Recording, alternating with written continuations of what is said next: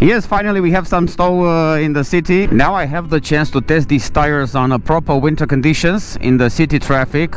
The IRC and the NLAS. On the front I'm using 80/90/16, and on the back a little wider tire, 190/14. So far the behavior of the bike has improved a little bit since I've changed it. In terms of stability on the turns, I feel the bike more stable, and actually it can take the bumps much nicely. You don't feel the shock. The front wheel, it's also taller because there is actually more rubber. The front is IRC and it has a depth of 7 millimeters. Now we have about -3 Celsius at this moment. It's quite cold. If you have the proper equipment, it should be fine. I'm using these Tucano Urbano gloves. They do just fine until 3-5 plus Celsius.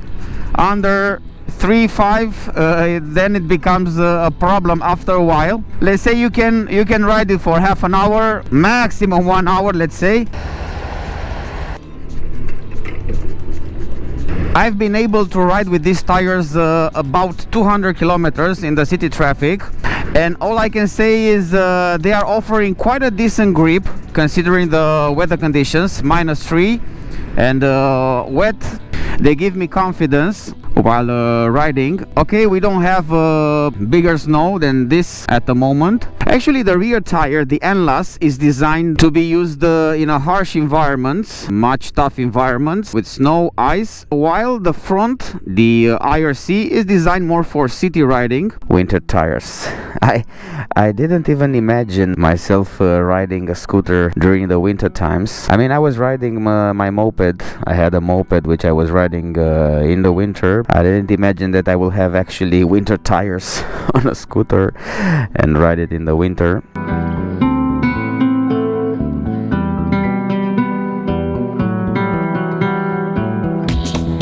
And let's face it, these tires, they were quite expensive. I mean, 80 euros for one tire, 160 euros for both tires. I mean, this is actually a car tire price. There are car tires that are twice as cheap as this one. This is the price actually. I've checked on many websites, around 80 euros. 80 euros for a winter scooter tire. Just let me know if you think it's too expensive, or maybe we could find a better solution. Yeah, I wanted to buy first 2 IRC tires. They seem to me more aggressive for the winter, so I said, why, let's try it and buy 2 IRC, but I couldn't find for the rear the size I wanted, 190/14. These tires, they were actually recommended from me from the Facebook group, the Honda Vision. I will place a link for these groups if you are interested on finding more information about the Vision and get in contact with the owners of the Honda Vision. The Honda Vision community, it's quite big. I'm surprised to see a lot of people are actually riding these beasts, these Visions. We have snow, we have a wet surface, we have -3, and the tires are actually quite okay. I'm not gonna push it, to be honest. I don't want to test them really at their limit, because I'm sure there is a limit where these tires are actually not providing enough grip. Yeah, if you want to ride the scooter in the city in the winter times, then you have the tires for it.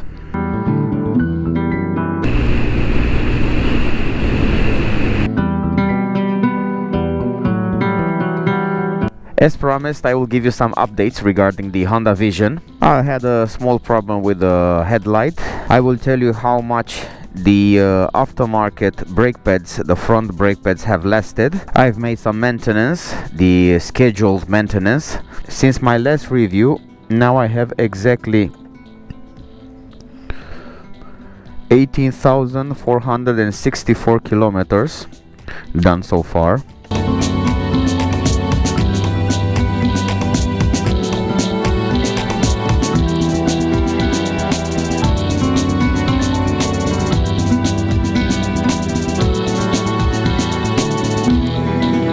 I've changed also the spark plug and the air filter. This procedure, I've done it at 18,000 kilometers.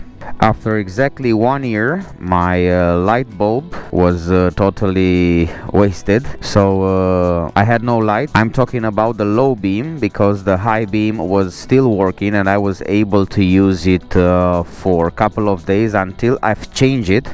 I suppose because I'm using this bike as a delivery scooter, and I had to start and stop the bike so often, perhaps this could be the reason why the low beam lasted so little, only 1 year. And I've replaced it with this one. Let me show you. I've upgraded, I can say. By the way, the Honda Vision uses the HS1 light bulb. This is a 12 volt 35 watt. So I've upgraded actually with this one. This is the Night Racer 90, which is offers they say up to 90% more light, and it's also vibration resistance. It has a vibration resistance.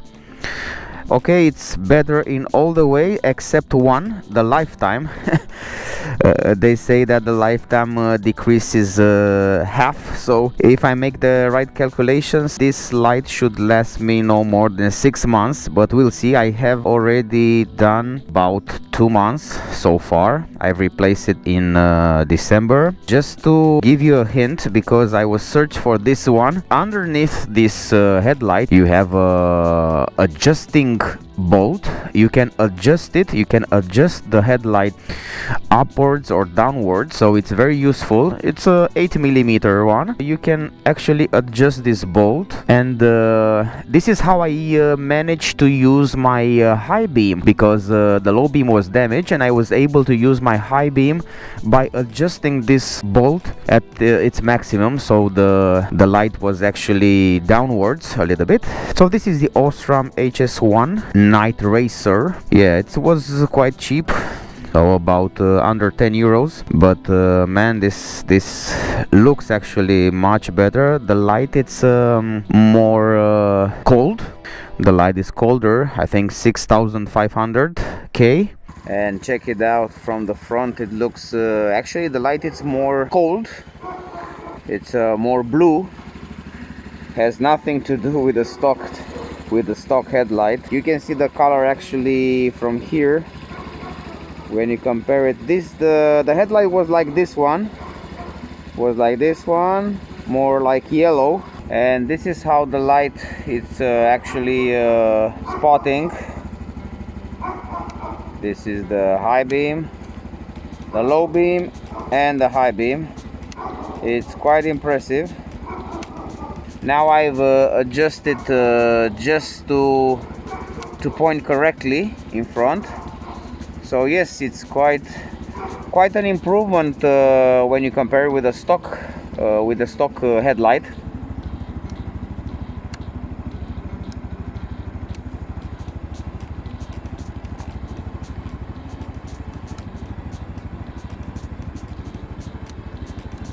To replace the bulb was really a very difficult job. I didn't do it myself. I had to go to the dealership, and it cost me 30 euros. So this was it. I prefer to give it to the dealer to make it. To change a simple light, let me show you what you have to do. You have to take out all this front part, all this one. Not only that, you have to take out this one, you can have to take out the brakes from here. You have to take out the mirrors, everything you have to take out. All this mask over here has to be taken out, and then you have access to the light, to the headlight. So it was really painful to pay 30 euros just for taking out the light. So hopefully the next time I will do it myself. I will try to do it and be able to change the light by myself. It's not easy, and you don't want to break something here. These are plastic. You have to really take care about it. Now, a few words about the front brakes. As you remember, I've changed the original front brakes at 12,000 kilometers, almost 13,000 if I remember correctly, and I've chosen this EBC brakes, which are actually organic brakes. They are actually protecting the disc brake. They are very powerful, but in the same time they consume much faster. How faster? I have to change them after only 6,500 kilometers. So when you compare 6,500 kilometers with almost 13,000, that's quite a lot, but it's a lot of money also. So it definitely worth buying these ones, which are organic and they are not damaging the disc so much as the original, I suppose, because the original, they lasted me 13,000, but also I think they have a better impact or a greater impact on the discs. So actually this one cost me 8 euros, and the originals are costing no more than 55 euros. So when you split the money, 8 euros versus 55 euros, they are not lasting 6 times less, only 2 times less. So I think it definitely worth buying 2 sets for 16 euros and use them for 13,000, or buy one original for 55 euros.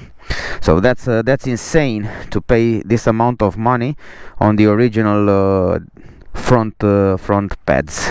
EBC organic, protecting the disc brake better. Organic, cheaper, made in England. They say heavy duty formula. Come on, man, 6,500. This is not heavy duty, this is light duty, okay? So light duty for this, but I'm still going with them. Perhaps you have another option for the front brakes. So these are organic Kevlar.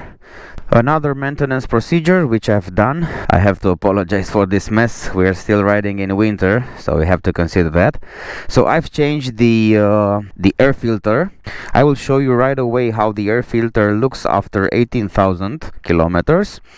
And together with this air filter and oil, I also changed the spark plug. This is in the manual. This procedure has to be done. The spark plug had to be replaced. Let's take a look at the spark plug and the air filter. Let's see how they are looking after 18,000 kilometers. You can see that it definitely needed replacement, that's for sure. Usually in the book they say 15,000, but yeah, you can do it 18,000, no problem. Riding in the city traffic, winter, also rain. As you can see, the spark plug has some slightly usage. You can see the distance over here. It's increased, slightly increased. And the center, it's damaged or used, not damaged, I can say it was used.